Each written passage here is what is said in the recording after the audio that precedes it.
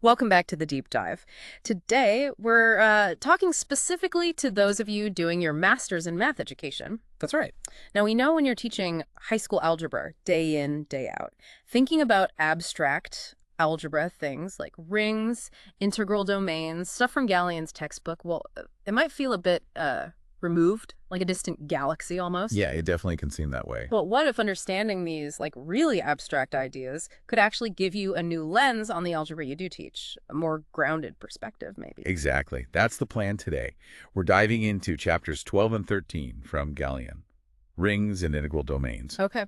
And the goal isn't, to prep you to teach this stuff directly to ninth graders. Yeah. It's more about getting that deeper foundational grasp of why the algebraic rules they use actually work the way they do. Right, so not memorizing axioms, but really pulling out the core concepts, like where did these ideas come from, what are their key features, and crucially, how do they connect, even indirectly, to the sort of standard high school math curriculum? Precisely. Finding those aha moments. Okay, let's do it. Let's unpack rings first. Chapter 12. Where does this idea even start? Well, the motivation, as Gallian lays it out, is pretty interesting. It really came from mathematicians observing common properties across structures they already knew well, Like what? like the integers, rational numbers, real numbers. You can always add and multiply them, but also more abstract things like polynomials or even matrices. They saw similar patterns. People like Richard Dedekind were thinking about this back in the mid-19th century. But it was Abraham Frankel who really nailed down the formal abstract definition in 1914. Okay, so Frankel formalized it. What is that formal definition? What are we actually talking about when we say ring? So a ring is basically a set, let's call it R, and it comes equipped with two binary operations. Usually we call them addition and multiplication. Shows like regular numbers. Kind of, but these operations have to follow a strict set of rules or axioms. It's these axioms that define the structure. Okay, lay them on me. What are the rules? First, the set R has to be closed under both operations, meaning if you take any two elements, say A and B in R, then A plus B must also be an R, and A B must also be an R. Right. Like adding or multiplying two integers always gives you an integer. Makes sense. Exactly. Second, both addition and multiplication have to be associative. So A plus B plus C is the same as A plus B plus C, and ABC equals ABC. That's why we can regroup things, drop parentheses sometimes in algebra. That's the deep reason, yeah. Third, under addition, the set R has to form what's called an abelian group. Okay, what does that mean specifically? It means addition must be commutative, so A plus B equals B plus A. There has to be an additive identity, an element we call 0, such that A plus 0A for any A, and every element A must have an additive inverse. We read it as A, so that A plus A equals that 0 element. Okay, so addition is like really well-behaved, commutative identity inverses. Exactly. And finally, the two operations have to be linked by the distributive laws. So AB plus C must equal AB plus a C, and also A plus BC must equal AC plus BC. Ah, distribution, Yeah. the bedrock of FOIL and factoring and all that stuff. Pretty much. These axioms together define a ring. So what's the key difference compared to, say, a group? Because groups also have operations and axioms. The big differences are with multiplication. In a ring, multiplication doesn't have to be commutative. So ab might not be the same as bod. That's a huge difference from abelian groups. Okay. And also, you don't necessarily have multiplicative inverses for every non-zero element. Division isn't always guaranteed, basically. Oh, okay. And one other thing, some rings have a special element called a unity or multiplicative identity, usually written as 1. It acts like the number 1 does. A 1 equals 1 equals A. But, and this is important, not all rings have a unity. Right, so it's an optional feature, in a sense. Let's make this concrete. Examples from Gallian. Absolutely. Example 1, the classic, the set of integers, z. With regular addition and multiplication, it ticks all the boxes. It's commutative, and it definitely has a unity, the number 1. Our old friend, the integers. Familiar ground. Totally. Example 2 is znn, the integers modulo n, so Right. 0, 1, n, 1, with addition and multiplication done mod n. This is also a commutative ring, and it has unity, which is 1 mod n. Modular arithmetic, right, that pops up in number theory, computer science. Yeah, and its properties really depend on whether n is prime or composite, which we'll get back to. Example 3, polynomials with integer coefficients, zx. Add and multiply them like usual. Commutative ring has a unity, the constant polynomial 1. Okay, so integers, mod, and arithmetic, polynomials. These feel fairly standard, algebraically speaking. They do, but example 4 shakes things up, m2z. The set of 2x2 matrices with integer entries. Use standard matrix addition and multiplication. Ah, matrices. I sense non-commutativity coming. You got it. Matrix multiplication is generally not commutative. Hmm. AB is usually different from BA, so M2Z is a non-commutative ring. It does have a unity, though, the identity matrix. Okay, so that non-commutativity is a key feature of some rings. Good example. Then example 5 is crucial.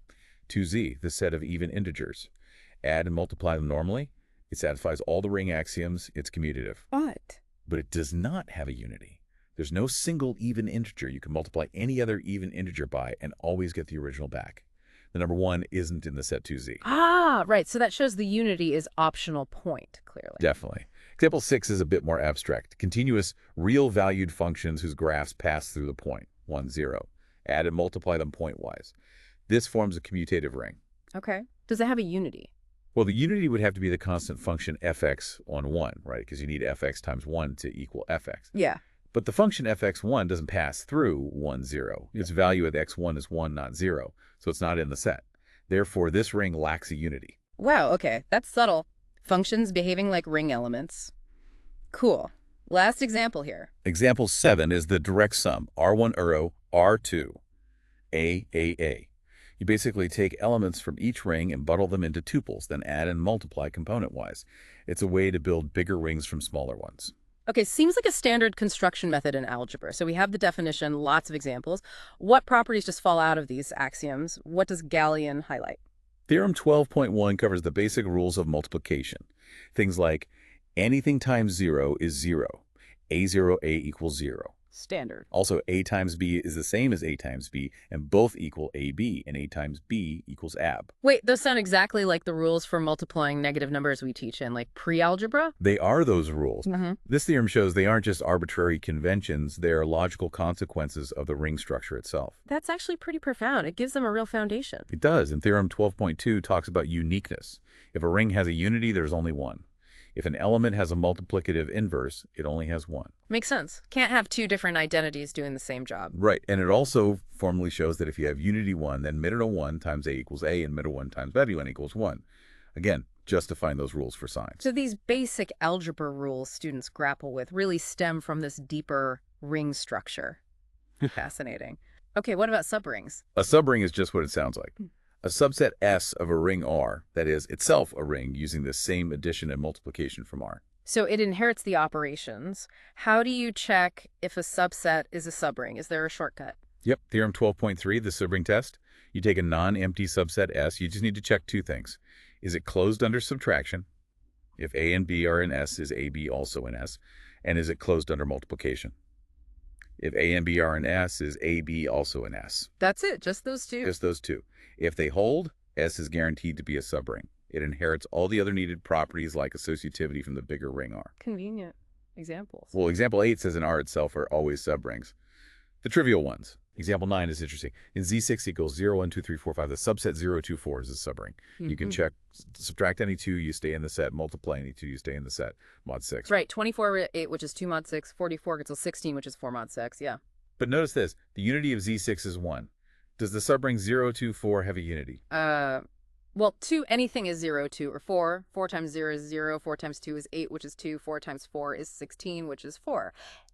Yeah, 4 acts as the unity within that subring. Exactly. The unity of the subring 4 is different from the unity of the parent ring 1. That can happen. That is surprising. Okay, what else? Example 10, nz, multiples of n, is always a subring of z. Example 11, the Gaussian integers xi plus by a, b integers form a subring of the complex numbers c. Okay. Example 12, real functions passing through the origin form a subring of all real functions. Example 13, diagonal 2 by 2 integer matrices form a subring of all 2 by 2 integer matrices M2Z. Lots of examples. Galilean also shows that lattice diagram for subrings of C, which is a nice visual. Okay, so that covers rings and subrings from Chapter 12. Chapter 13 moves to integral domains. How do they differ? Right, Chapter 13 zooms in on a special, maybe nicer type of ring. It starts by defining something called a zero divisor. Zero divisor. Sounds ominous. It's a bit weird. In a commutative ring R, a non-zero element A is called a zero divisor. If you can find another non-zero element B in R, such that their product AB equals 0. Right. You multiply two things that aren't 0, and you get 0. Exactly. That's what a zero divisor allows. That definitely feels weird compared to regular multiplication with real numbers or integers. Can you give an example? Sure. Think about Z6 again. 2 is not 0, 3 is not 0. But 2, 3 equals 6, which is 0 mod 6. Ah. So in Z6, both 2 and 3 are zero divisors. Precisely. Now, an integral domain is defined as a commutative ring with unity that has no zero divisors. Okay, three things there. Commutative, must have unity 1, and absolutely no zero divisors allowed. Those are the three key ingredients. The absence of zero divisors is what really sets them apart and makes them behave more like the integers we know and love. Okay, so which of our previous examples are integral domains? Well, example 1, integer z, definitely an integral domain. Commutative has unity 1, and ab 0 only if A or there or B row, no zero divisors. Checks out. Example 2, Gaussian integers of z, also an integral domain. Example 3, the polynomial ring zx, integral domain. Example 4, z2 a plus b, yep, integral domain too. These all seem pretty well behaved multiplication-wise. They are. Now, example 5 is where it gets really interesting, especially for teaching connections. Zn is an integral domain if and only if n is a prime number. If and only if n is prime. Seriously. Yes. So Z5 is an integral domain. Commutative has unity 1, and you can check no two non-zero elements multiply to 0 mod 5. But Z6, as we saw, is not an integral domain because 6 isn't prime, and it has those zero divisors 2 and 3. Wow. So the concept of prime numbers from basic number theory directly determines whether Zn has this fundamental algebraic property of being an integral domain. That's a fantastic link. Isn't it? It shows how deep these connections run. Example 6 just reinforces, if n is composite, Zn always has zero divisors, so it's not an integral domain. Okay. What about the non-commutative example? Example 7, M2Z. Not an integral domain. Firstly, it's not commutative. Secondly, it actually does have zero divisors. It's easy to find two non-zero 2x2 matrices that multiply to the zero matrix. Right, fails on multiple counts. And the direct sum... Example 8, ZZ. Also not an integral domain. Remember, 1, 0 is not the zero element, 0, 0, 1, and 0, 1 is not the zero element, but 1, 0, 1 to 0, 1, 0, 0, boom, zero divisors. Okay, so creating direct sums can introduce zero divisors easily. Why is this lack of zero divisors, this defining feature of integral domains, so important? What does it give us? It gives us a property that's incredibly fundamental to algebra. Well, cancellation. Theorem 13.1 states it clearly. In an integral domain, if you have a non-zero element A, and you know that AB AC, and you can confidently cancel the A and conclude that BC. Just like solving equations in high school, if 5x equals 53, we know x3, we cancel the 5s. Exactly. And the reason you can do that is because you're working in the integers, or rationals, or reals, which are integral domains. Yeah. The proof relies directly on having no zero divisors. If ABA, then ABAC equals 0. So ABC just is 0. Since A is not 0, and we're in an integral domain, no zero divisors, the only way that product can be 0 is if the other factor, BC, is 0, which means B must equal C. That clarifies it perfectly. So cancellation works because there are no zero divisors. What about rings that do have them, like Z6? Canceling fails. Remember, in Z6, 2, 3 equals 0, 0, and 2, 0, 0, 0. So we have 2, 3 years to Z6. Ah, because 2 is a zero divisor. So the failure of cancellation is tied directly to the presence of zero divisors. That's a really important connection for understanding why some algebraic manipulations work and others don't, depending on the context. Absolutely critical. Okay. Chapter 13 also introduces fields briefly. Where do they fit? Yeah, fields, like the real numbers, right? Right. A field is even more structured. It's a commutative ring with unity where every non-zero element has a multiplicative inverse. So you can always divide by anything that isn't 0. So it's an integral domain plus guaranteed division by non-zero elements. Essentially, yes. Since having multiplicative inverses for all non-zero elements prevents zero divisors, every field is automatically an integral domain. Okay. Is there a connection back to finiteness? There is. A really powerful one. Theorem 13.2. Every finite integral domain is a field. Whoa. So if you have an integral domain and it only has a finite number of elements, it's automatically a field. You get the inverses for free, just from finiteness. Pretty much. It's a neat result. And it immediately tells us something important. We already know ZP, where P is prime, is an integral domain. And it's clearly finite. So ZP must be a field. Exactly. For any prime P, ZP is a field. Every non-zero element has a multiplicative inverse modulo P. That's super useful in number theory and cryptography. Cool. And Q rationals and R reals are infinite fields, right? Correct. And since they're fields, they're also integral domains. So field is stronger than integral domain, but finite integral domain implies field. Got it. One last concept from chapter 13, the characteristic of a ring. Sounds a bit technical. It's an interesting property. Yeah. For a ring R that has a unity 1, The characteristic is the smallest positive integer, and such that if you add 1 to itself n times, n1, you get 0. If adding 1 to itself never gives you 0, no matter how many times you do it, the characteristic is defined to be 0. Okay, examples. The integers, z. You add 1 plus 1 plus 1, you never get 0. So z has characteristic 0. Right. What about zp, where p is prime? What's 1 plus 1 plus 1 plus 1b times in zp? That would be p, and p mod p is 0, and you wouldn't hit 0 before adding p1s together. So the characteristic of zp is p. Perfect. Now, there are a couple of theorems. Theorem 13.3 says if a ring R has characteristic n0, then for any element a in R, adding a to itself n times and d also gives 0. Okay, the characteristic propagates through the whole ring. And theorem 13.4 is specific to integral domains. The characteristic of an integral domain is always either 0 or a prime number. It can't be composite. Why not composite? Like, why can't an integral domain have characteristic 6? Well, think about it. If the characteristic was, say, 6, that means 6, 1 equals 0, meaning 1 plus 1 plus 1 plus 1 plus 1 plus 1 plus 1 plus 1. And 6 is the smallest positive integer that does that. Okay. But 6 gives 2, 3. So in the ring, we could look at 2, 1, 3, 1. By associativity and distributivity, that equals 23, 1 gives 6, 1, which we just said is 0. Right, so 21 times 31 equals 0. Now, is 2, 1 equal to 0? No, because 6 was the smallest positive multiple of 1 that gives 0. Is 3, 1 equal to 0? No, for the same reason. So we have two non-zero elements, 21 and 31, whose product is 0. Ah, but that would mean the ring has 0 divisors? Precisely. And an integral domain, by definition, cannot have 0 divisors. So the characteristic can't be composite. It has to be either 0 or prime. And another elegant consistency proof. Okay, we've covered a lot of ground from Gaussian rings, subrings, integral domains, fields, characteristic. Let's pull back. What's the big picture for our audience, the math educators? I think the main thing is gaining that deeper appreciation for the algebraic structure underneath the rules students learn, understanding the ring axioms, seeing why commutativity isn't universal, grasping why unity isn't guaranteed, and especially understanding the zero divisor concept and how it distinguishes integral domains. It just provides a much richer foundation.